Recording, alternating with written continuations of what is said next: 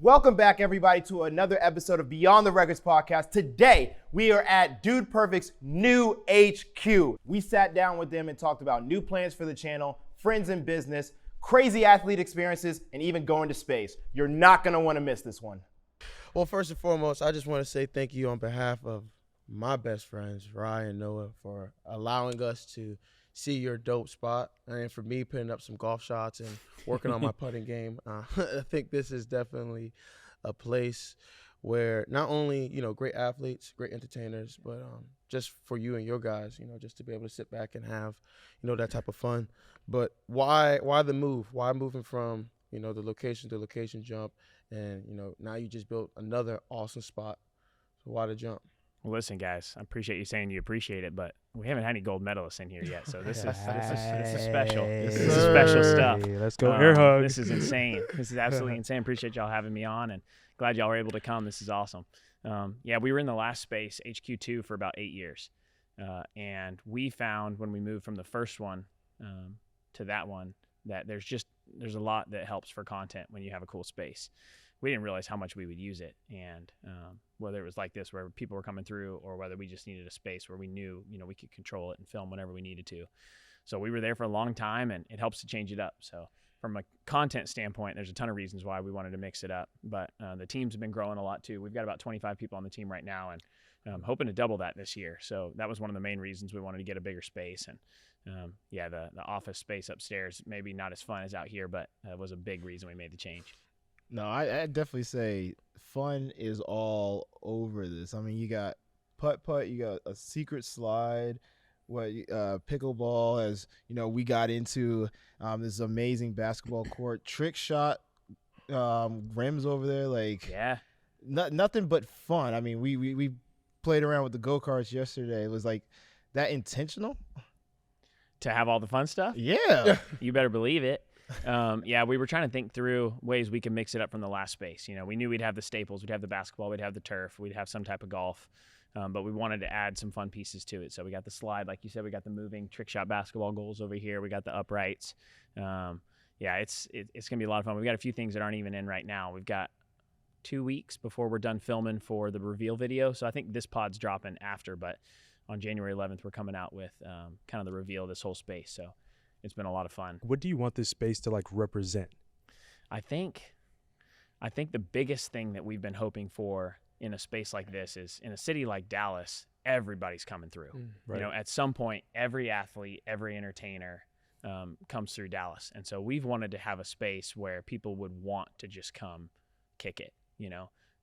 If somebody would normally want to go on a late night show, that's awesome. But we'd love somebody to come through, put a name up on a scoreboard, be a kid again for a little while, and just hang out. And so that's just something that we had in mind when we were building this place. Although no one's taking the Goat Tom spot on the scoreboard. That's a hard name to replace. Yeah, 100% is. They're not going nowhere. 100% is. I kind of was walking around and seeing a lot of just small Easter eggs, kind of just playing it here and there, and the main one that I kind of saw is these rocket ships. I see two of them right here. Yep. What's the story behind the rocket ships just kind of just being up out of nowhere in this beautiful spot type of vibe? So credit where it's due. Employee number one here was Chad Terrell, editor. Shout out Chad. And he had this idea a decade ago to do a model rocket battle video. And so we're always competing, but this was one where he's like, all right, look, y'all each build a model rocket. Whoever goes the highest wins. So we did that once, little normal ones. We did it again, and they're probably as tall as me.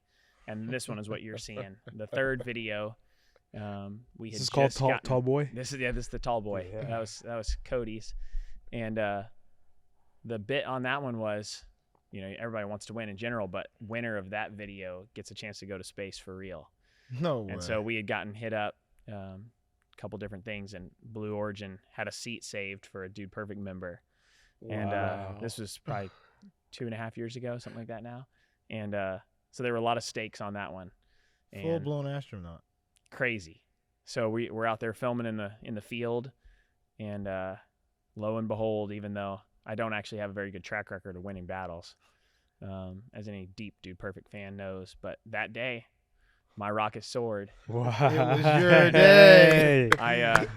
It was honestly very bittersweet because I was incredibly excited it just hit me. Oh my gosh, I got to call my wife. Yeah. And I called her. Yeah. And I'm like, hey, What was that conversation I'm like? going to space. Here's the thing. I probably didn't even tell you what I was filming today. Turns out, winner was going to go to space, and looks like mine went the highest. So we should talk about that at dinner tonight. So it was. And what'd she say? She was not happy. She was not happy. I mean, she handled it great Yeah. overall because I ended up going, but we had a 1-year-old at the time, and Yeah. it's just one of those like. There's not a lot of gray areas in space travel. It's like it either is the best experience of your life or you wish you didn't do it. Yeah. So it was. I felt like people ask if I was scared to go on the rocket. I was scared to make the decision to go on the rocket. Like it was like it just felt like and it wasn't like. I grew up my entire life wanting to be an astronaut. Exactly. It wasn't like a dream of mine, and I went through all the stuff you have to do to be at NASA. It just got thrown on me, and I was like, I'm doing this for a YouTube video. Like that. Yeah. Walk us through that. Like, what was the experience we were out on tour when I was making this decision. And I just remember they send you all the documents, and you got to sign it all away, and it was just kind of wild. But the actual experience was truly unbelievable. You go out, West Texas. Training for 3 days, and training is basically practicing getting in and out of a seatbelt when you're going to be floating. And then the craziest part of training was they have this like fake capsule set up inside a building, and they told us, which I found this unnecessary. They told us to practice jumping out of the capsule, and they said you don't know exactly where it's going to land. There could be a cactus down on the ground, so just practice jumping over this potential hypothetical cactus. And I just remember telling them, I was like, listen, guys, like tomorrow, if I go to space and I come back down and I step on a cactus, that's on me. Like, I'm going to be okay with that. Yeah.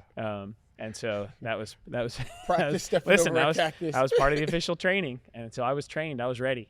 No, I did not step on any cacti. It was crazy. That was a crazy experience. Was the training hard? Like, did they put you in that machine that? No, I really wanted to. At this point, I was like, I felt like I would be more of a legitimate astronaut if I did something like that. And you literally like in the actual rocket, you just lay down like you're laying on a table, and you just go up for 6 minutes, float around for 3 minutes at the top, and come back down. The whole thing's 12 minutes, beginning to end. Oh, so it's quick. Fast? Like it's like a Disney ride. So in 12 minutes, what can you see? Well, you're at the top for 3. So somebody described it to me as like you point a cannon straight up in the air and you shoot the bowling ball straight up. And so that it goes up. I guess it's a cannonball, not a bowling ball. Whatever it is in a cannon. Yeah. And you shoot it straight up. And when it gets to the top, it slows down. And then it slowly comes back down and then drops faster. That's what you're doing. Oh. So you launch up. It separates from the engine. You float around for 3 minutes. And that's where they're like, comes on the thing. They say, take off your seatbelt. And so you float around and it's unbelievable. The view out is truly unbelievable. So you saw Earth. Like, Yeah, shout out Kyrie. It's round. Is it flat or round? It's round. You heard that, Kyrie? Kyrie's my Dallas guy now. Yeah. Love you, Kyrie. But yeah, it was awesome. Some people say like when they see, the Earth from space, it kind of like changes your perspective. Like you'll look at it and you're like, wow, like the problems that I have are nothing or so insignificant. Did you have a feeling like that? I had read so much about that I think my expectations were really, really high on it, having kind of that emotion. Everybody kept asking me that. I think probably the biggest thing for me was I'm a Christian. And so for me, it just felt like it was a reminder of like, dang, like if what I believe is true and God made all this, like that's crazy looking down at it. I mean, it was unreal. Like it is black, black, black up top. And then just a super bright blue curved line. And then, I mean, you're not high enough to where you could be like, that's Texas. It's shaped like, that's not how it works. But it was insane. You were in the flesh. You were there. I was there. In Stade de France. I was there. This summer. I was there. How was the experience? Well, first off, was that your first Olympics? Technically, we went to the 2012 London Olympics. That was one of the very first things Do Perfect ever got invited to. The amazing video we made there was a paper airplane battle off of our hotel roof. It was one of the worst videos we've ever made. It probably has 100 million views. Who knows? It's so old. It's been out there for a while. But so that was the first one we ever went to. But I barely got to see any events when we were at that one. I do remember that being the responsible adult that I was at the time, when they handed us our tickets for whatever we were going to get to see while we were there, they handed them to me. We were getting in an elevator in this envelope where all the 5 dudes, all the tickets were in this one envelope. And I step into the elevator, somewhere in London. Giant. We go all the way to the top. I take a step to come out, and the envelope slips out of my hand, and it falls. You got that crack, It falls right next to it and like lays flat. And I mean, as you can imagine, y'all don't deal with tickets at the Olympics like most Not people. no more. Okay. Smartphones now. But I don't think you can replace them. It's not like, hey, I dropped mine down the elevator shaft. Can you give us 20 more tickets? So that was my scary 2012 Olympics ticket story. But so that was my first one. But that was so long ago. We didn't see any cool sports. It doesn't even count. My wife and I have always wanted to go see the Olympics. Her background, this is ultimate bucket list for her. She was a gymnast, and then she ran track. And like literal top, I've gotten to do a lot of cool things. Her top bucket list was she wanted to go see the women's USA team win gold in gymnastics. And so we had a break from tour. We're normally touring every summer. And when I knew we weren't going to be touring that summer, I booked, without telling her, I booked Olympic stuff for Paris. That's cool. And man, so we booked for gymnastics, the individual and the all around, and we did a day of tennis, hoping to catch Coco. Yeah. We were sad for her. Yeah. She We were got out sad for her. early, We right? love Yeah, she Coco. got out early. Yeah. Yeah. It was a rough. Yeah, it was Yeah. rough for her. Yeah, but that's okay. She'll be back. Yeah, she will be. We've gotten to do some stuff with her at the U.S. Open stuff. Yeah. She's awesome. And then of course we booked a full day of track, finishing with 100.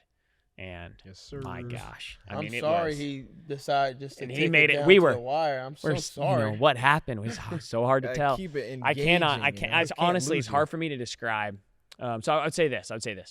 Because my wife was so big in gymnastics, we expected gymnastics was going to be the best part. Like that was what we went into it thinking. We're there for the gymnastics. Track's going to be unbelievable. Tennis will be cool.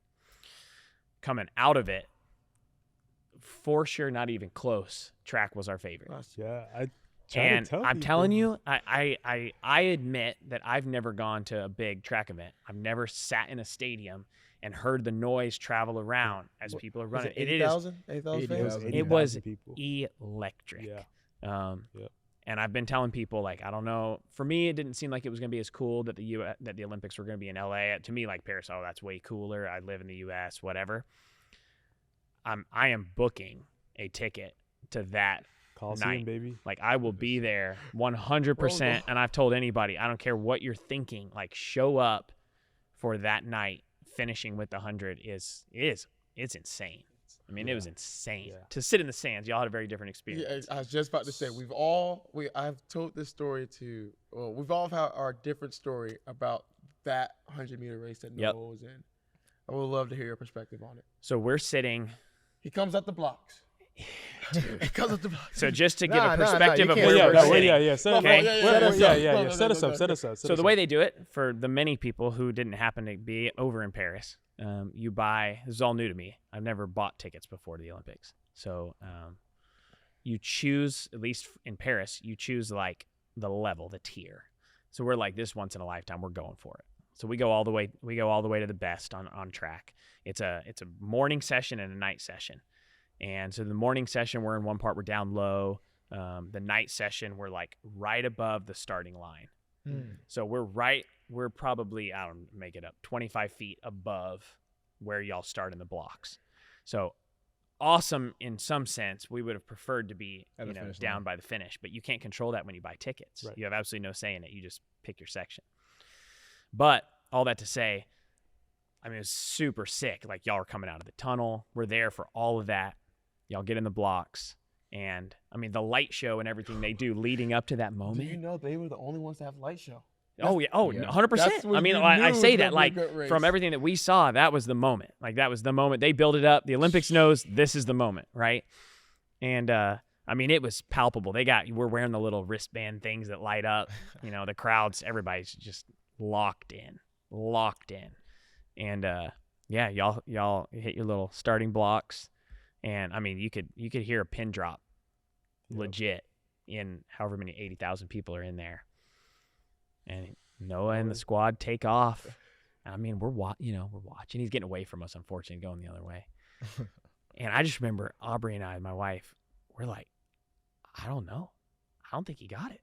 I'm like, I don't think he got it. We're looking up at the Jumbotron. Everybody's, whispering back and forth. I did not think live. I did not think that he got it. I mean, I knew it was close. Same way. And they just kept Same looping way. it.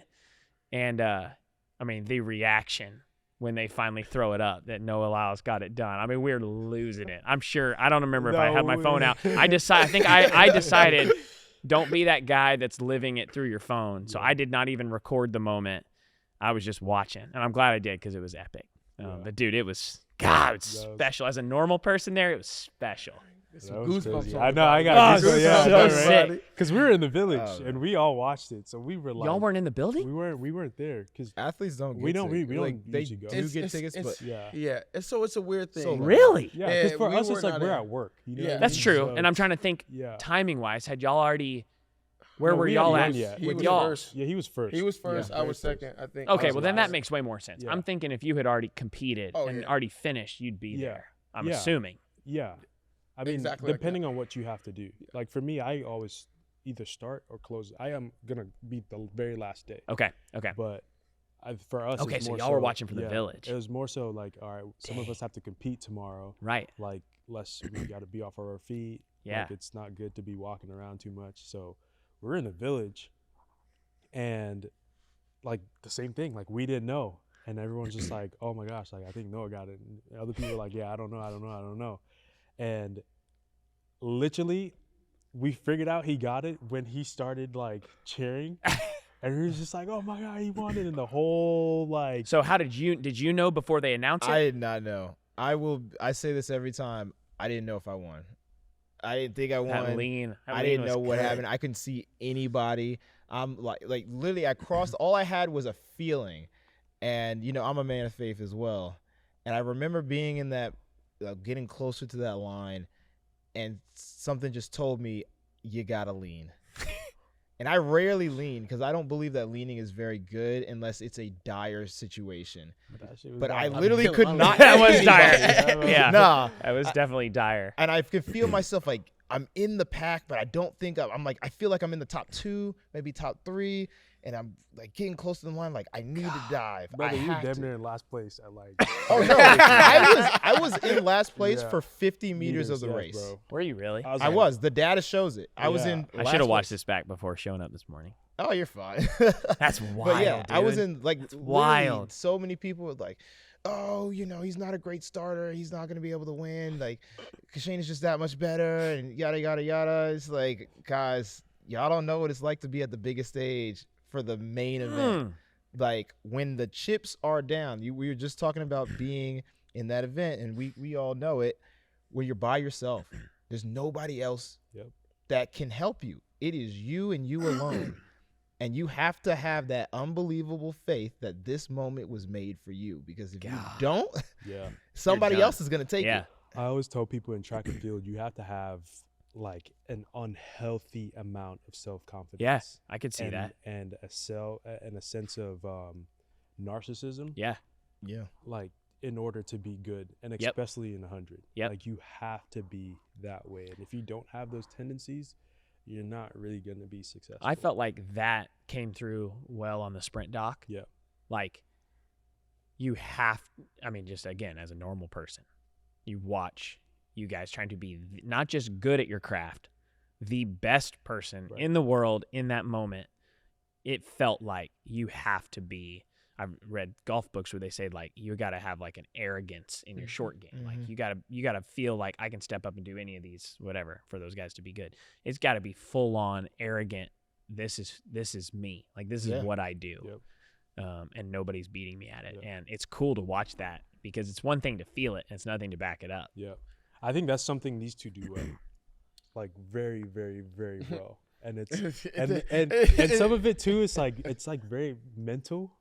It's like it plays to people's psyche a little bit, and a lot of people like I said when Noah came out that stadium, and he like jumped around, and they started cheering. I was like, yeah, it's bad. It's bad. I was like, it's over, man. It's done. Like he's just give him the medal now, man. Yo, Like, you know like, what's crazy about that moment is Golly. I just started really doing that in 2024. Usually what I did is what Kishane did, the Jamaican. He usually comes out and I'll give, my Dragon Ball Z, power up roar. and he did it before I came out. I was like, Oh, it's gonna be like that. Cool. I didn't know that. You can I have didn't even that. peep I didn't know I that didn't even either. peep that. You can have that. I got something better because before I go out, my coach is like, control the crowd, control the race. And I'm It's like, very gladiator of you. nobody knows how to control a crowd like me. So I'm like, if That's you so want to go out sick. and yell, that's cool. So I'm coming out, I'm doing the walkout, and the cameraman is trying to keep me in one spot. And I'm like, you need to get out the way because I'm not here for you. I'm here for the crowd. And literally seeing everybody just go insane in energy because it's like, yeah, you're seeing everybody. Nobody comes to the crowd. Why stay back there when you have this amazing energy right here? I've told a lot of people we've been incredibly lucky. We've got to do all the big, cool sports things. That was by far not even close the best sports moment like I've ever experienced. Yeah, It was crazy. truly insane to be in the building for it. So that's legit. Didn't think I'd get a chance to talk to you guys about it year of. It's sick. I It's know, right? freaking And here we sick. are. Here we are. So You never sick. know where You where never life know. will take And, you. and then we're in Tokyo, September, World Oh, Championships. so, baby. I've never it's, been. I've never been to Japan. yeah. So That's I know you so guys sick. are busy, but if That's you- so sick. if you I have, got some- PTSD. I don't want to go back to Tokyo. Wow. Yeah, I I was- got I was- PTSD. you and me both. I cried my ass off. Talking about all three of us, yeah, dude. we Yeah, all- exactly. yeah. I didn't forgot. Yeah. We all got an ass whooping in Tokyo. When is that? 21, When are man. y'all going? September September. 25th. Yes. September 3rd. No, It's like the 13th through 15th, 25th, yes. 25th, something like yeah, that. Yeah. yeah. Mid So September. it's mid-September. Mid-September. Yeah. Okay. So Well, I was telling you off So- camera. Hey, My let wife, us know. We'll my talk- wife, yeah. deep fan. She's watched all Yeah. the Diamond League. Like she's filling me in on everything, and Let so us that would know. be Yeah, that'd be let us sick. know, I was gonna yeah. say we're doing our tour is in the States, and then we finish in the UK Yep. I think it's in September. So Yeah. we might just have to do a little international jump over. Yeah. It's a 10 days, same schedule as the Olympics. So God, I mean, sick. whenever Pick a yeah, day. you can pick a day, man. Just let us So know. Yeah, sick. it'll be cool having all Yeah, all that'd be five of unreal. you guys. That'd be Yeah. unreal experience. And I will take care of you for sure. What's up, guys? It's a brand new year, and we're all about setting goals and hitting them. And that's why I want to talk to you guys today about our sponsor, HUEL, spelled HUEL, the global complete nutrition brand trusted by millions. Their Black Edition ready to drink is a complete meal in one bottle. High protein, low in sugar, and packed with nutrients that your body needs to perform at its best. Find HUEL in GNC stores, on Amazon, or directly at HUEL.com. And for new customers shopping at HUEL.com, you can try for 15% off and a free gift using the code BEYOND. That's BEYOND. For me, using HUEL is super important, especially post-practice when getting fuel and vital nutrients is important to start the recovery process. And that's where the HUEL Black Edition comes in, and this is my go-to. It keeps me full, energized, and it kickstarts the recovery process for me post-practice. And guys, let me recommend HUEL to you.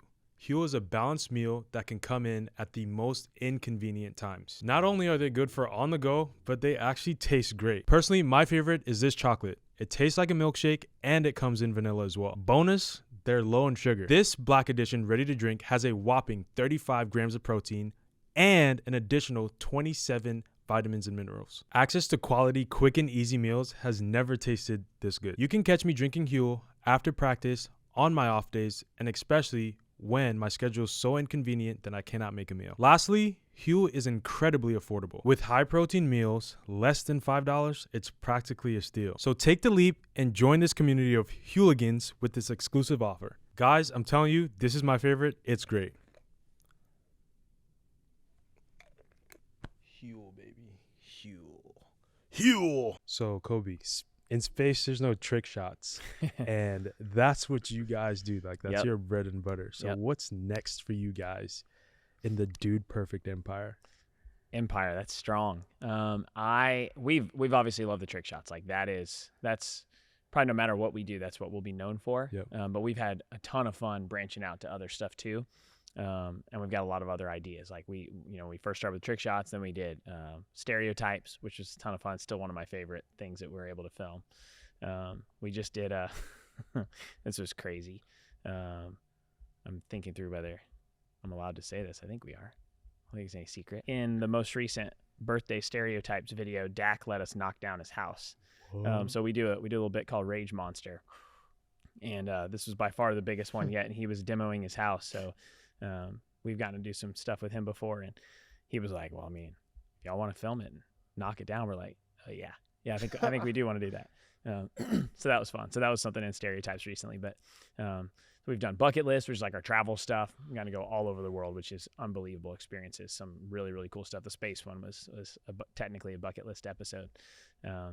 One recent one we just started doing was called Quest. I was talking to you guys a little bit about that upstairs, but Ty wanting to get a hit off of a World Series pitcher, Cody wanting to not get last in a professional race car race. We filmed the race. I don't think that one's come out yet. That one's going to be a lot of fun. Keanu Reeves was ended up battling against Cody in that one, which Cody's in trouble when you hear Keanu's going to be there. But Ty's trying to catch a 1,000-pound black marlin out in Australia. That's one coming out on that series. So we're definitely trying to do, in my opinion, we could keep doing the trick shot stuff, which is great, but we want to do what we find is fun, and we feel like that's what's going to come through on camera the most. Like if y'all are having fun on this pod, people are going to like it, right? Right. If you start trying to do something just because you think it'll be more successful, we've found that doesn't typically, turn out that way. Right. So we want to keep doing the stuff that we think is fun, and that's what we've really enjoyed.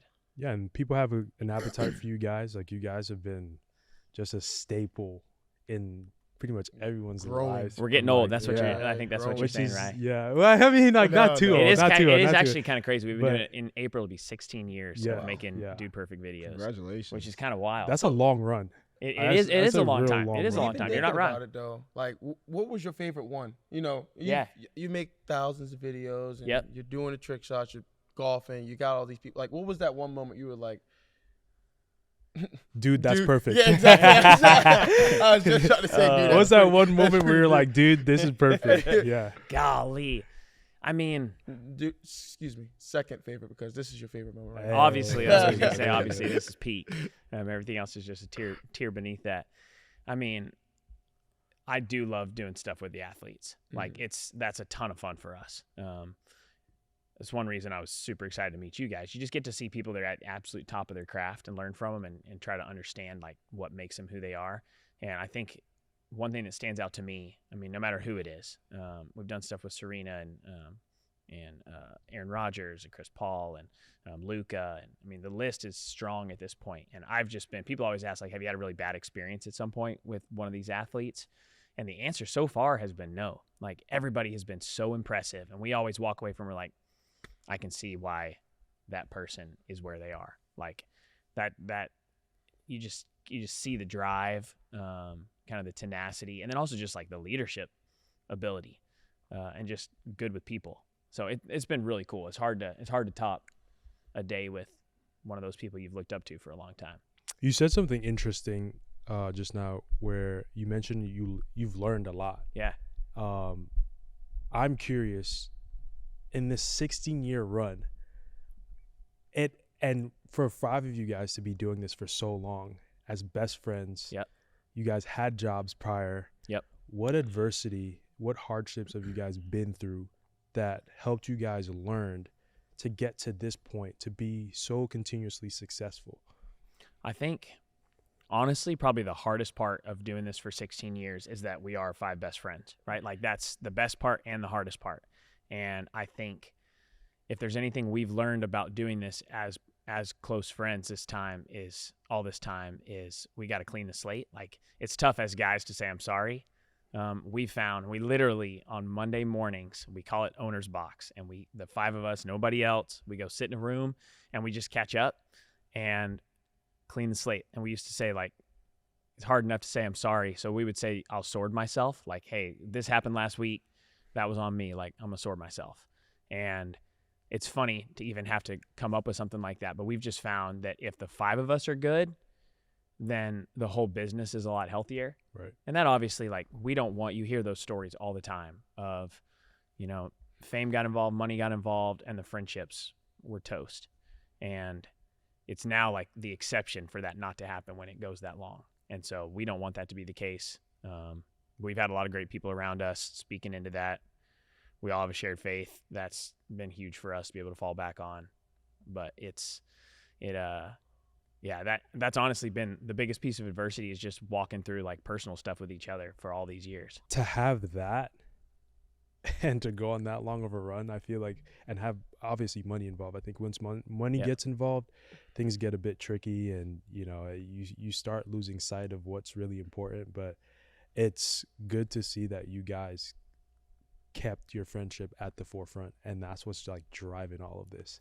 And it resonates with me because it's the same with all of us. Like, we don't do what we do for money. Like, we do it because we love it, and you guys do it because obviously, like, as guys, like, it's hard to say like, yeah, I love you, bro, or whatever. Well, Grant and I say I love you, but that's just us. But I feel like I feel like it's just common like guy trope to not express one's feelings and emotion, and to hear that that's what you guys do, and that's just led to the immense success that you guys have had and will continue to have. It's like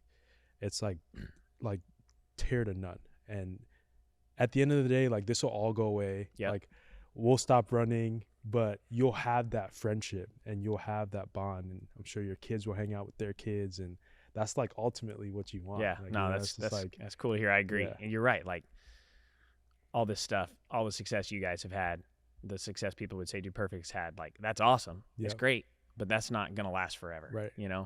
And so you're definitely right.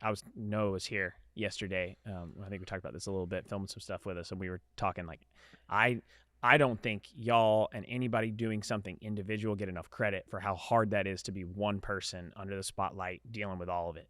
I honestly can't even imagine, like, an individual sport or even an individual entertainer. Like, we have the benefit of there being 5 of us. If someone's having an off day, but we got to show up at some event, that's fine. The group can carry that person. But you guys individually, when y'all are doing everything you got to do, it's on you. And I think, people give any individual person that goes through something tough that's in the spotlight a hard time. And I'm always thinking, man, like, y'all have no idea. Like, I've tasted it, but there's 5 of us to absorb it. I can't imagine how tough that would be. You got to sword yourself a couple times. A couple like, times. Consistently just sword yourself. Like, dang. So it's 5 of you guys in the group. Yep. What is everybody's strong suit? Like, let's say for us, we know we got a personality, we got somebody that knows style, and you got somebody that likes wine. Yep. I feel like I hit that all around the head. Okay. But you have that. But, like, what is everybody's strong suit in the group? Like, what is everybody's role at Dude Perfect? I do think we got lucky in that one. There definitely are different strengths spread out, even just from like a business standpoint, in terms of it making it work, because we didn't have employees for a long time. My brother used to do all the editing. Me and Cody used to do most of the filming. Tyler's always been kind of the creative mind. He would say, coming up early, like, he just runs it through his YouTube mind. Like, is this a good idea? And he could just kind of see what that video is going to be one day and decide if it was going to be entertaining. And he just thinks kind of outside the box. So he's certainly that way. Cody's our Noah. He's just full personality. He's wild. He was the one running our social media stuff forever. It's hard to hold him back. We don't let Cody. There's a reason Cody's not doing this podcast right now. He's a little off the hinges. No, he's great, but he's we gotta get Cody on the pod. No, y'all should. That's gonna be a different episode. But it's a ton of fun. I did a lot of the business stuff early on, and the guys would have said early on that I was the feelings police. That was a phrase. So I was probably the one driving a lot of the. I can see the beef right here, so we got to work on this. Like, y'all two need to get in a room and talk. I don't know what that means about me, but I'm grateful that we did have different kind of lanes, because I think that helped. True mediator. Yeah. It means you got a spirit of discernment. Yeah. That's what it Maybe. I don't know. The guys might disagree. I mean, you guys were about to quit. Yeah. I was literally just going on YouTube, and I saw a video, and it's like, you guys were gonna just say, hey, this is too much. Yep. Why go on? So why did you guys go on? So like I said, we're 16 years in. We were probably, well, I'll back up just a little bit. So for those that aren't familiar, we started Texas A&M University junior year. 2 of the guys, Ty and Gare, went and bought a basketball goal from Academy for $70. Ended up being a very good investment, and brought it to our grass backyard. Ty tells Garrett while they're just messing around, hey, bet you Jimmy John's sandwich I can make a hook shot from behind this tree, which is just a weird thing to do. He nails it. So then they get out the camera to film it to show us when we get back from class. And by the time we get back, we're all up on the roof doing it, filming it. put the goal in the back of the truck, drove it back and forth across the street. Neighbor across the street got mad, called the cops. It was all one of those things. And so we filmed. That was the very first video. Original name was Backyard Stuntman. Glad we shifted it. I don't know. Who knows? Could have been bigger. Something to think about. Yeah. So that was the very first video. And trying to remember the question you asked. Oh, why when you almost quit. And so that was the beginning of all of it. Fast forward a few years. And we're trying to decide if we can actually keep this thing going. Corey and I are living in Austin doing it full time. The other dudes had gotten married. They were here in Dallas. We were driving 4 hours back and forth every weekend to film with them.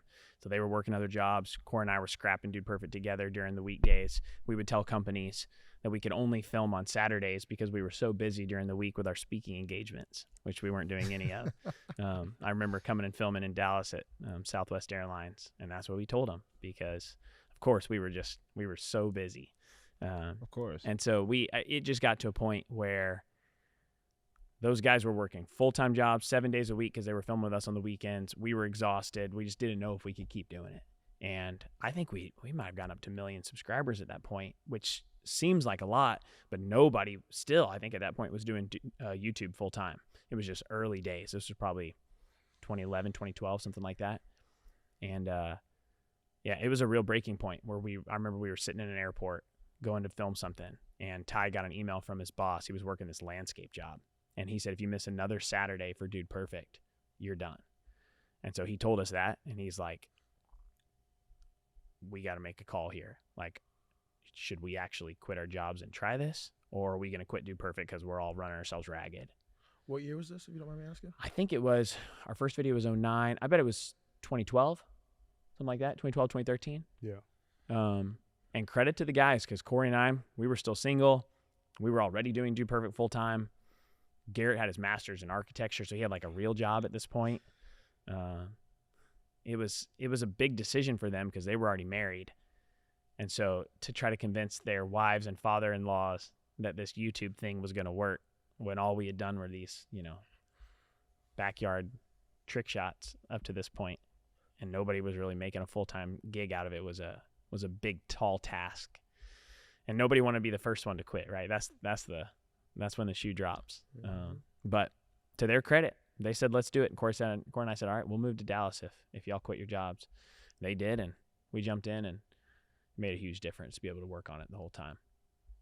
Did you feel like when you guys quit your jobs and, really focused in, was there a sign of like a relief a little bit, but also a little bit of fear?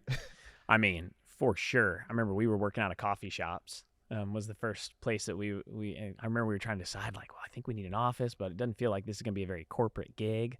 So I don't think we're going to be working out of cubicles. So we were working out of, all these different coffee shops. And those early days were wild, but really quickly we had a couple of big brands sign on. We had our Nerf deal, which ended up lasting 7 or 8 years. And they were one of the very first brands in Bass Pro that jumped on with us.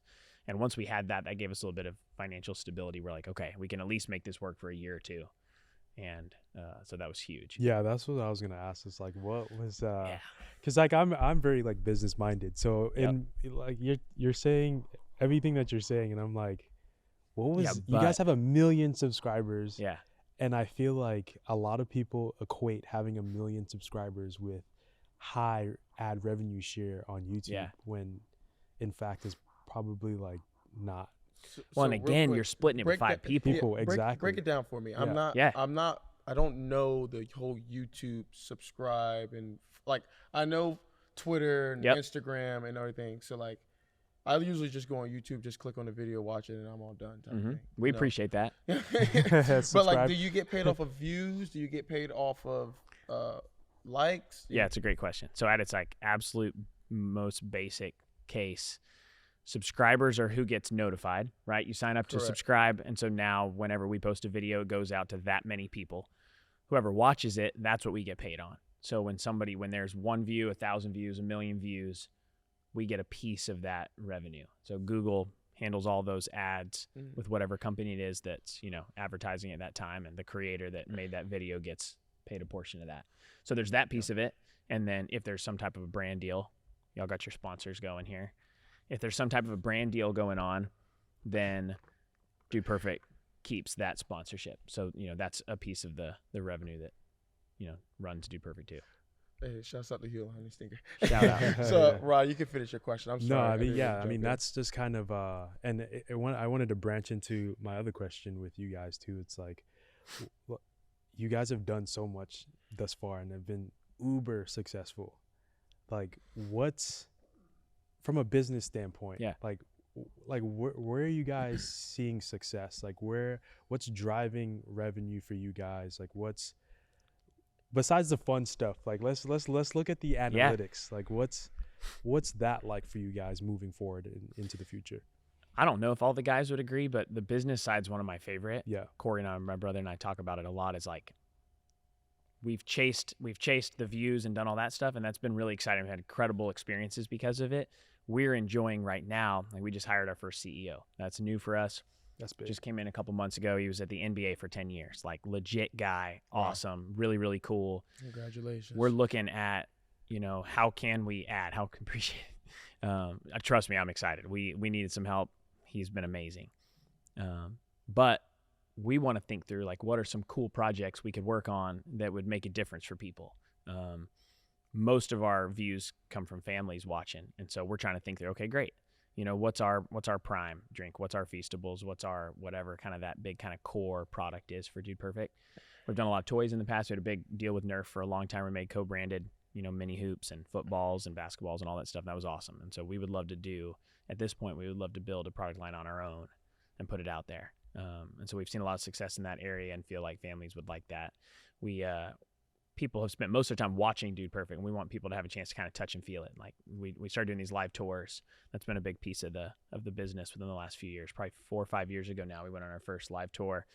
Started out in college arenas, and now we're doing all these NBA arenas all across the U.S. This year, for the first time, we're going overseas. That's what I remember you guys. Wild. The first time I showed up, I mean, obviously we planned the whole thing, but I was kind of afraid it would feel like a crappy skit. Like dads specifically are going to show up, and they're just going to walk out, and they're like, what have I done? And we had a great production company. You show up, and it's in a giant arena with a humongous screen, and the production was legit, and it's awesome. I'm really proud of the shows we put on. And so we were talking golf earlier. That's where we've got a lot of our good golf in. At this point, if you're deciding between 2 cities to go to, it's who has the best golf. Yeah, I can agree with that, because even, like, I was telling Rye, I was on the phone with Rye probably about a month ago, and he was like, yeah, come out to L.A. I said, I would love to come out to Sure. LA. Close. Yeah, I can do that. I could do that right now. Yeah, I'm plugging. If you guys want to go to LA Country Club, man, let me know. Seriously. That'd be amazing. Yeah. Look, we got to come here a couple more times, go on that simulator, because if we start hacking grass, he's going to tell us to leave after the first 2 holes. That's great. But like, just diving back, like, in an ideal world, like, what's the product for you guys? Like, what do you see? What would be your ideal product? Is it something physical? Is it gaming? Like, what is it for you guys? Yeah. We've got a few that we're cooking up. Nothing specific I can say right now. My CEO would probably kill me if I let a couple of them out the bag. But I will say, you mentioned gaming. That's something that we've done before. We've done mobile games that have been big hits. We've talked about something console. Kind of our thing has been, if people, we hope people, when they see something with Dude Perfect's name on it, that they think it was like a big idea, that it was cool, it was big, and then it was also the family can trust it. And so I think gaming's a real market there, because, if you're a mom and your kid's watching whatever he's watching on gaming stuff, it's all over the place, right? So there's a handful of ideas that we've got in that space that we feel like would be a big help for families. And we all love playing, so that'd be a ton of fun for us. What game in the perfect world? Yeah. You have the families and you got everything. What game caters to families? Or, like, when you say, like, we want to get into the game, like, when you say that, what comes to mind? I mean, there's a lot of different routes we could go. I have a very specific thing in mind that I'm not going to say all the details around, but I feel like, trying to think of how to make it even interesting without telling you too much.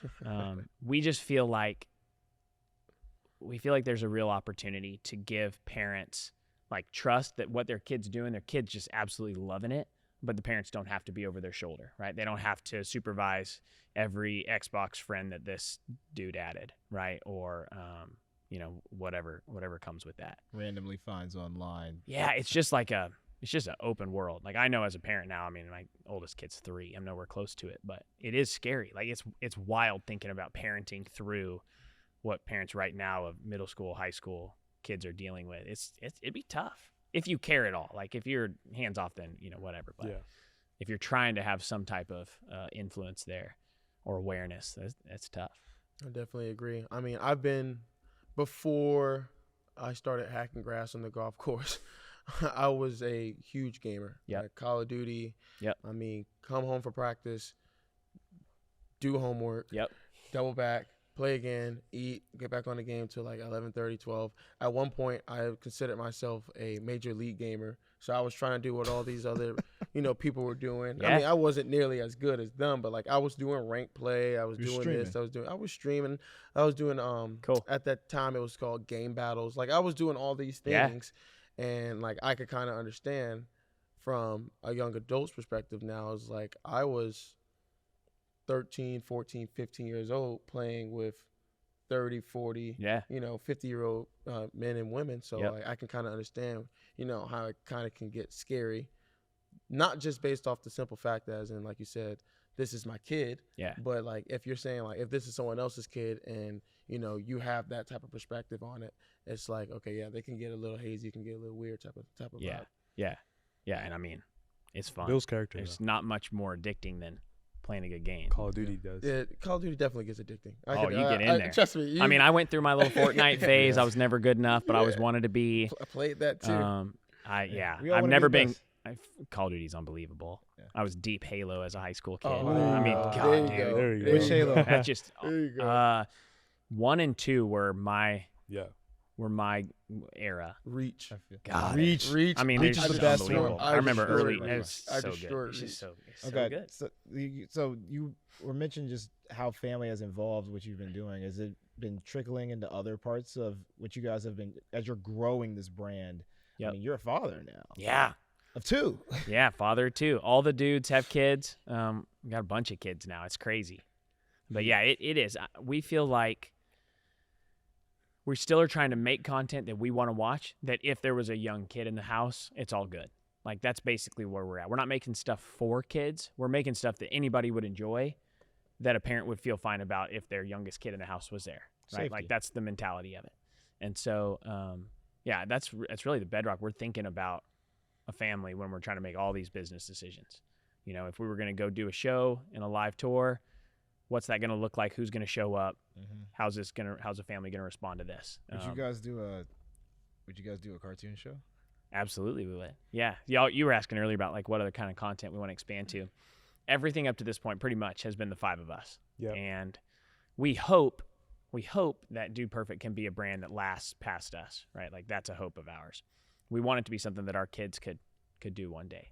Yeah. And parents tell us all the time they're really appreciative of Dude Perfect. We hope parents 20 years from now can still say that, even if I'm not the main person, behind the camera. And so animated is something we've talked a lot about. We're still trying to decide like what's the exact age that we're trying to hit with that. Because you could go, preschool shows just go nuts, but like that's not really what we want to make. Yeah. We want to make something that the middle school, junior high kid would enjoy, but then the little kid could enjoy too. So we're kicking it around. We were just having a big conversation about it the other day. I definitely feel that right now, that like perfect, young adult, but still, gives a good enough action, but it's safe, has really been like those Into the Spider-Verse Yeah. storytelling. Yeah. Like, yeah, it's safe enough so you don't have to be watching over your child's shoulder, but it still, shows those struggles, the enjoyment, the art. Oh, it's beautiful. It's beautiful. You're a deep anime guy, aren't you? Oh, don't get me started on a tangent on anime. Yes, I am heavily into anime. I've never watched one thing, but I do know that about you, and yeah, we'll have to talk more about it because we love your thoughts No on one it. kills that. What That's other definitely interests do you knows. have though, outside of Man, if what I'm does, not what does Coby do when he's not here in this facility? Ooh. I'm mostly just being a dad right Yeah. now. We're in it with the 1-year-old, but my favorite thing, I love golfing. Absolutely love playing golf.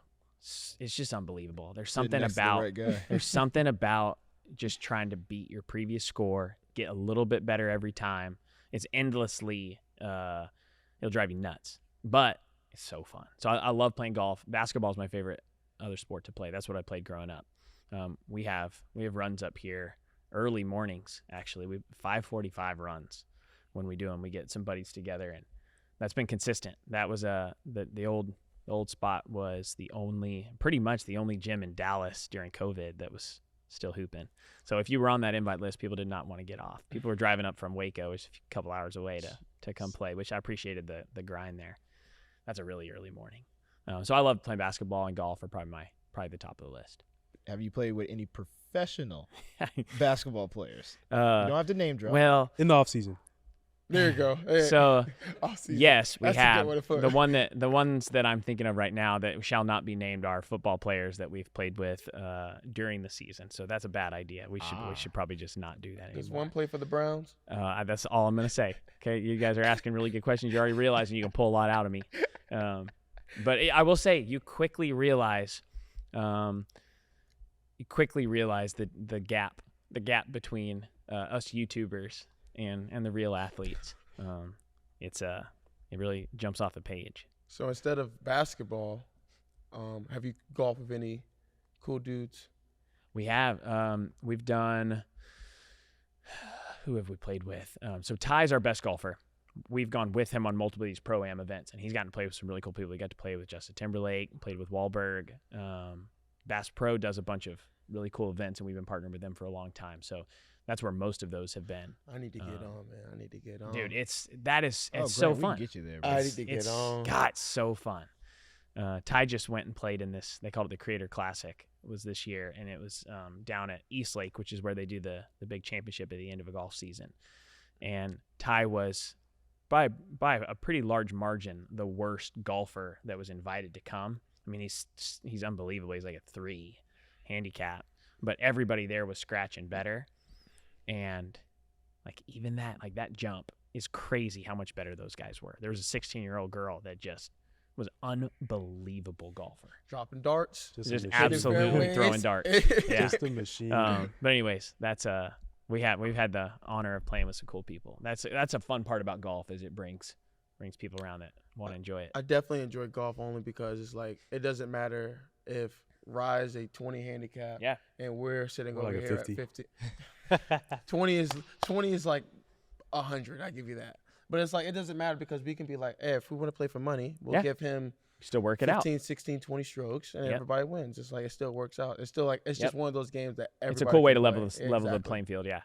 It's not like basketball where it's like You're either you see either the hang high or low. you Yeah, can't. exactly. Yeah. There's no- We there's have a no in big between. debate. We have a big debate all the time of whether pick your number of whether it would be if you wanted to take the thing we put next to each other. Okay, to be like a competitive problem in a good pickup game of basketball. How long would it take somebody to get there that's never touched a ball? And then in golf, somebody who's never touched a golf ball to break, we always say 100. probably break even like a little lower, like 85. Oh, that's a good number. You I can know, see like that. somewhere kind of in the middle there. Like it's tough to go from no basketball to like this guy's a scoring threat, I feel like. And it's also incredibly tough to go from you've never golfed before to you're shooting in the 80s. Well, I think it's twofold for me. If you think about it, golf is usually started young. Yep. Yeah. So like I have one of my boys' kids, 6 years old. I mean, he has a swing like I John bet it's Dale. unreal. I bet it's so buttery. Oh my God! Yeah. It just he has his backswing go all the way back, damn near touches his back of his knee, and then Yeah. swings it all the way forward. And he's hitting the ball maybe like 150 with a carry, probably go about like 180 as a 6-year-old. It's unreal. That's So unreal. I'm like, okay, if you start young, Yeah, he's gonna yes, be but it's just unreal. like anything else. If you start basketball Sure. at a young age, Sure. you figure out the shooting mechanics. So But I feel like Personally- with basketball, though, you can start later and pick it up and pick it up because and be relatively you okay. figure out hand-eye coordination. a Yes. little bit. Whereas golf, it's just so freaking technical. I've been golfing Yeah. for 4 years, bro. It's That's we still talked hard. about it. It's like who It's thought still who hard. thought it was a good idea? Yeah, let's take this small ball and try to hit the small ball in the small 500 hole, yards away. 500 yards away. And It's sickening. It's and a if you sickening do it sport. in one shot, you're amazing. But If you and take- it brings me back to there's this pro golfer. He was putting out reels every single day, trying to get a hole in one over his house. Bryson Yeah, DeChambeau. Bryson Yes. DeChambeau. So Right, he's the right one. there. He's the Oh. one that was Yeah, just here. exactly. Dechambeau was here. Like days ago, a couple days ago. He was just here. Great dude, by the way. We've Great done a guy. couple It things just with so him. happens that you remembered that now. I know. Uh, I know. I was like, what the heck? Yeah, dude. He's been I like, wish- he's been oh, killing it on the content know. side. He's been killing That's it. another one. getting I like, what, really 5 want million views to. I want to cross paths with him so bad. Oh, he'd love that. Let's reach he's- out. He's a good guy. He'd love that. Yeah, so you've had many golfers come through, and Yep. we even see Bryson on the board Yeah. over there. What was that like? So he was just here a couple days ago. So the video we just dropped, this would have been out probably a couple weeks before this podcast comes out, was we were revealing this whole space to the world. And so we've had a bunch of different athletes and celebrities come through and kind of make cameos in it. And that's what we were filming with Noah yesterday. He had a great bit. I was proud of him. He killed it. But Bryson was here, and it was so much fun. Dude's insane. He made an awesome shot, long chip shot from the top balcony over there where we were at, where the golf sim is, down into one of these holes. Oh, Whoa. oh my Insane. God. We were aiming for one hole, and on his very first try, he made it in a different hole, which was just kind of outrageous. And then we worked at it for a while, and he nailed it. Honest- So he did that, and then he went over there and set nearly a record on his first try on the putting course. And it just goes to show. Ty's like lining it up. Ty's hitting one. Bryson watches it roll one time on these random putting greens that we've spent, a month rolling. And on his first try, he was just jarring them and puts up almost the top score. For a guy that spent 14 days hitting the ball over his house, his glass house, Dude, like he's probably dialed right now. he's probably got to be. So He's freaking got to be. dialed We right talked to him now. all about that. He said, we asked him, like, how long do you think it was going to take? How frustrated was he? Y'all have to have him on. I had him at 16 days. I'm not even gonna lie. Really? I think it took It was right at that, wasn't it? it was like 14, 15, 16 days, something like that? It got to a point where I was watching his videos and I knew, based on how he hit the ball, if it was gonna like get near the hole or not. Like there was a specific great. point Yeah, on the yeah, roof. yeah. You can just see you it. can Where- see the yeah, lines. You yeah. can see the lines. I'll say this: Bryson DeChambeau is gonna be killer from 100 yards in. He's going to be absolutely dialed. He's gonna be 100 yards in. Yeah, he's a great dude. Great, fun hang, too. What was his reaction to seeing the space? I think now that he's way more than dipped his toe into content, like he's been doing a lot of stuff. I think he maybe even appreciated it from a different perspective. He loved it. He was pumped. That was awesome. He's excited for us, and he's building a spot of his own outside of Dallas for all his own stuff. So I'll be excited to see that when it finishes. But it's cool. I was asking him all about how he's thinking about his YouTube stuff now, and he just loves it. He loves making it. Got that bug. Yeah, he does. Got He that does. He's itch. good at it too. Yeah. You got that itch. I mean, like, what's the motivating factor for you guys now? Like, I feel like you've gotten to essentially your second, third Olympics now. That's a good way to put it. That's actually It's a really like- good That's way generous to of put you it. guys. That's generous. What's Who's driving? Yeah, what's driving you, man? What's driving all 5 of you? I think right now we're really enjoying. I mentioned it, adding the CEO. Like we're trying to grow the team a lot bigger to tackle a lot more projects. Yeah. So you asked what other type of content we do. We definitely want to do animated. That'd be a ton of fun. But we want to do other channels, right? GP Outdoors. Ty's a huge outdoors guy. Y'all saw the hunting stuff upstairs. Like he grew up with his dad, grandfather, going hunting all the time. It's a big deal for a lot of people in Texas specifically. But he just did this crazy fishing trip where he went and tried to catch 1,000-pound marlin off the coast of Australia, Great Barrier Reef, like wild trip. So he wants, and I love the idea, he wants to kind of take that concept and build it into a whole channel. Mhm. And so our general thought is that we want to find one person or a couple of people to be the face of some of these other channels, and then we're involved. But like if it's going to last, it's got to be able to be somebody besides the 5 of us that carry that channel personality-wise. And then, we're a part of a lot of it, which would be a ton of fun for us. So outdoors is one of them. We want to do a fitness one. We want to do a specific kids channel aimed at even younger kids. We got all kinds of that kind of thing we want to do. So I think that's driving us a lot, is coming up with what else kind of in the Dude Perfect kind of world of content could be fun to add. We definitely want to have more people up here filming stuff. It's obviously a big enough space for people to be filming in it constantly. And Noah's over next door. Right now it's just an empty warehouse, but Come Noah's on now, put a track back there. No, You'll it's- see me here at least once a I month. have to That'd be- agree. that'd be great. I would love to pull up. I That's would amazing. love Y'all pull have to up. do it. You'll have to do it. We We'll were- I'll put in a good word for a track. He was sliding around on the go-karts. We just set up I think it was Ty's truck that he was drifting in there the other day. They put up on a big lift and push his truck in. And so they had all the, I don't know what was it, flour was down on the ground so they could whip it around. Yep. All right, I got an idea for you. Hit me. That warehouse, I don't know what your plans or actual plans are. Mario Kart. Oh. Mario Kart. The dude perfect version. Though. Yes. Yeah. So old school, long time ago, we did a Mario Kart on golf carts, and we were drifting. Same thing, flour, giant warehouse. This was actually with Luke Bryan. That was an old school video. And we each had big balloons, and we were shooting bow and arrows with pointy thing on the end to pop the balloons. And it was one of the most, we were just covered in the flour that would come down from the balloons when you pop them. It was one of the funnest. It was so freaking fun. Yeah. So that's an example of a crazy thing that we would love one day to create a giant place that people go to. We've talked about it before, but where people can come play games like that, like stuff that you couldn't do anywhere other than Dude Perfect. We put out a big thing a couple years ago about kind of our dream to do. We were just temporarily calling it Dude Perfect World. It'd be closer to amusement park than anything else. Like all these things people have seen us do in videos all these years, but create them in person where anybody can come kick it and just compete. And so we've been really close on a couple specific cities.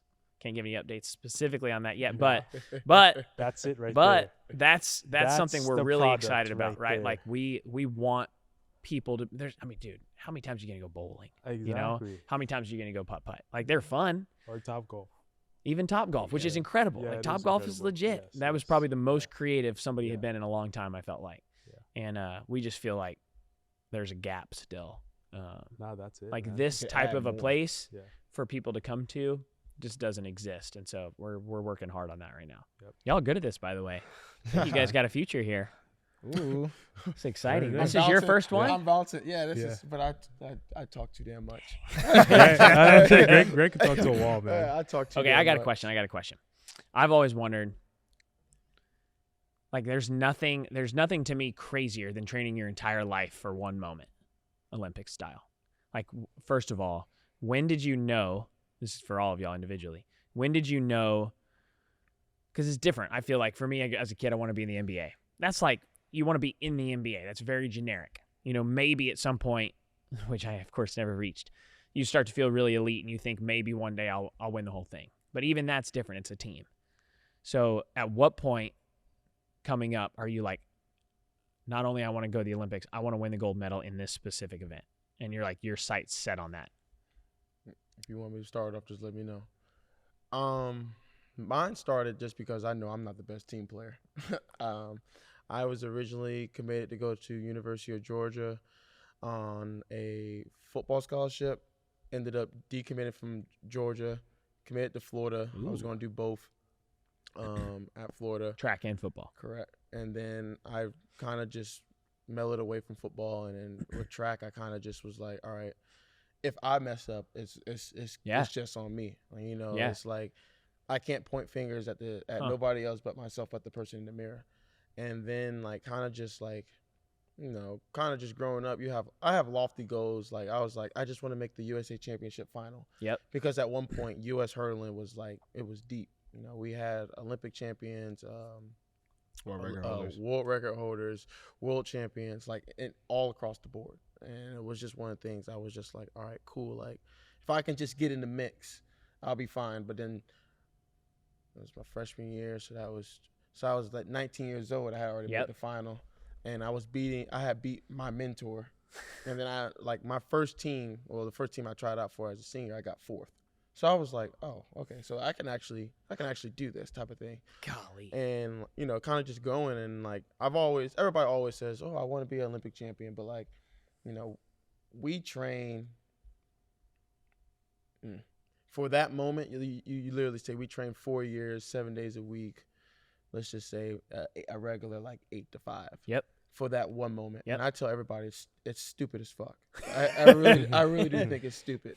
But it's what we do to achieve our goals. And it's the same thing with you. You're like, all right, if we can shoot these, this hoop and make these crazy shots, and if it lands and now we are able to grow, it's like it just helps it just helps tell the story in that narrative. And for me, I've always wanted to go to the next level, but I never thought I could go to the next level. I was always just one of the ones I was just like, all right, if I can just get in the mix, I'm happy.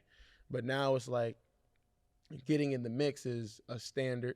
Yep. Winning becomes a standard. Yep. And as soon as you lose, you look at yourself in the mirror, and it's like, it's not even really like a bad loss. Like, Rye can attest to this. Like, Rye got second. We both got second, and Noah got third at the Olympics. Yep. Rye was bawling his eyes out, basically because everybody expected him to win. Yep. And that's the expectation that we're at now. It's Yep. like, if we don't win, okay, we clearly failed and to our standards. Yep. And we need to be able to raise it and then do the next thing. Golly. Why do you say it's stupid? Because you're training 4 years for one moment, and you don't know if you're going to get that moment back. Yeah, it's stupid as fuck. I hate it. I've always the real reason it's stupid is because we're not getting paid enough. I've wondered that too. Yeah, I've wondered yeah. it's a crazy model. That's to me. why we're not getting. It's a That's crazy why it's model. not worth Well, it. and I've always thought too. I mean, you say it's stupid, but track's one of the premier moments of the whole thing. Absolutely. Yeah, So it I is. think fully about agree. this for some of the other athletes that have done that in one that not nobody, but not a lot of people are watching. Right. Like kayaking. It's Yeah. crazy, dude. It's wild Yeah. that you dedicate your whole life to it. But I've always thought, that's why I'm asking y'all, there's a different gear. Like, people are tapping into a different gear to be willing to do that, knowing, depending on what it is, that maybe not that many people are going to watch, but they want to be the best, which is crazy. I agree. I mean, I think for me, back to your question, I realized my sophomore year of college that, hey man, you can actually do this and do this well. Where was That USA's was Your sophomore year, so that's 2017. 16. Where were you Oh, at school? 26. that I was the at Olympic- UCLA. Okay. Yeah. Okay, so So Olympic the Olympics were that year, Yes. and yes. I had run 48.2 That's crazy. over the hurdles, Freaking crazy. and I was like, now he read 45. I was like, Those- man, both like I those can numbers actually are do nuts. this, And I remember I got to a point where I was like, hey, like I want to leave school, like this is what I want to do, and Yeah. things happened, and I ended up at USC, and that was probably the best decision of my entire life. And Still he mad to knows this I was day. whooping his ass. No. I was I'm whooping still his ass mad on to this 4x4s. Because you were supposed to be at Florida. I was supposed to go to Florida. You were supposed to I was supposed to go to We Florida. were all supposed to be But, at Florida. yeah. That's At wild. one point, yeah. And I went to SC, and Grant and I had some pretty good battles on the 4x4 indoors. He won everyone. And It's crazy. and yeah, it's like Grant said. I mean, as far as the stupid as fuck thing goes, it's crazy the amount of work that you have to. And every single year, I get more and more appreciative of how hard this thing actually is, and how accountable you have to be to yourself. How much accountability you have to hold other people in your team to as well too, because at the end of the day, you're trusting them, you're paying them to get you to a certain point. You're Kyrie, you're a nutritionist, you're a coach. And at a certain point, you put in all this time, and you have two big moments. USA's and the actual event. The hardest thing to do is make it through USA's. I always tell everyone that is the hardest. That came through loud and clear on meet. the doc. Yes, That's it was. it's It is wild. the hardest meet in the world to go through, and I experienced things there that I didn't experience at the Olympics. Every year. Like, I went to USA's, and for some reason, I just couldn't stop thinking about hitting hurdles, and I never hit hurdles. And I hit a hurdle probably every single round at USA's, and I was like, why am I doing this? Like, this makes no sense. But it's just one of those things where you get there and everyone's just really trying their ass off to make this one team, because you get this one shot. And we don't pick teams. It's whoever shows up and who's the best on that day, you will go to the Olympics. And it's, you train all 4 years for this one single moment. And if you don't get it, and if it doesn't go your way, it's just devastating. And I think for me, lining up on that final, both days, it's like, you just have to have a sense of gratitude, because it's like everyone woke up that day with the mindset to win. Like, there's not a single person who ran that 100 final, who ran that 110 final, or ran the 400 hurdle final that said, yeah, I'm going to come second today. Like, everyone was poised to win. Everyone had a possibility to win. And you sometimes say to yourself, like, how did this go my way? Like, you prep, and you're well prepared, and you're fit, and you're in shape, and you feel good, but so is everyone else. And I think it comes down sometimes to luck. And no, I'm being so serious. No, I say that all the time. That's why I'm laughing. It's just luck, because you have to have it. I mean, like, you race those guys all the time. Some guys sometimes beat you. It breaks one way, Yeah, and sometimes it breaks the other. Like, I mean, like, Noah got beat a couple times by some of the guys in the field that he beat in the final, and it's not like they're significantly better than him. And it's not like the people in my final were significantly better than me. They've beaten me before, and I've beaten them as well too. But it's like I faced the question, like, why did it happen for me today? Yeah. Like, why was this the moment? But you appreciate it, and I mean, it's just it sucks because we don't get paid enough. And, Totally. And that's just you sacrifice so much, you miss out on so much, and you don't have the ability to live your 20s like everyone else. Everybody else does. But on a random Wednesday, you'll be in Monaco at a coffee shop, you know, So just drinking an espresso, trying to fight the jet lag, and then it's like, okay, this is worth it. God. What about you, Noah? Gosh, I mean, where I just My bad. you did great, man. You poured his heart into that, and I feel it. Like, and I feel exactly what a lot of these guys. I mean, my experience was a little different because I grew up in a very sports dominated, family. Both of my parents were track and field athletes. Yep. My dad actually was professional for Adidas for a few years. Oh, really? Yeah. I didn't know that. Yeah, he say that every time I tell you that. Damn, Grant, listen. But and even a lot of my godparents, like one of my godparents, Gerald's Miles Clark, 5-time Olympian. She was the 800 American record holder, multi-Olympic champion, and her family is a family of runners, and that's who coached her husband, who coached her, also coached my dad. So here I am surrounded by Olympians growing up, and I'm just going along throughout my day thinking, I mean, if you want to be an Olympian, you just go get it, right? Like, it's like getting a driver's license. Like, that's how many Olympians, like, I was around at my younger ages. So I'm just like, okay, this is, like, I didn't understand the magnitude of what it really was. So, now it's my turn to get into track because I'm tired of playing basketball with people who don't have the same drive as me. So I'm like, I'm going to go do this individual sport where I can control my own destiny, where I can put in as much effort as I want, where I can decide how much, work I'm going to give to it. And if I really want it, I'm going to really go after it.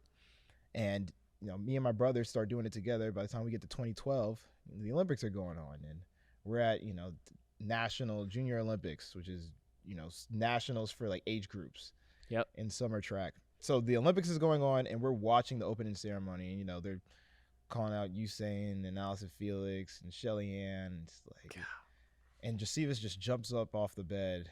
And he's like, bro, we could go to the Olympics. And I was like, I'm listening. You got my ear. He's like, bro, if we improve a second every year, we could go to the Olympics. And yeah, on paper, that's exactly what we had to do. God. But dropping a second, you can it gets harder and harder, obviously.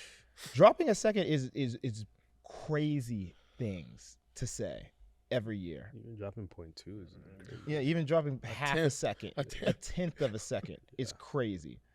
Like, so my PR on the 200 is 1931. It's the fastest time ever the fastest time ever in American history in the 200. The world record is 1919. It seems very close, but that tenth, if we raced, it would be like the 3-point line to probably where it might be. Really? where that's that crazy. Almost half court. Yeah. That's crazy. That's a big puts it in gap. perspective. Yeah. Yeah. So it's crazy to say that we're going to drop a second each year as 8th graders. But we just said we were going to do it. And we go to our mom and we tell her our dream. Like, we want to go to the Olympics in 2016. She's like, well, why don't you wait till like 2020? No, we want to do 2016. We knew what we wanted.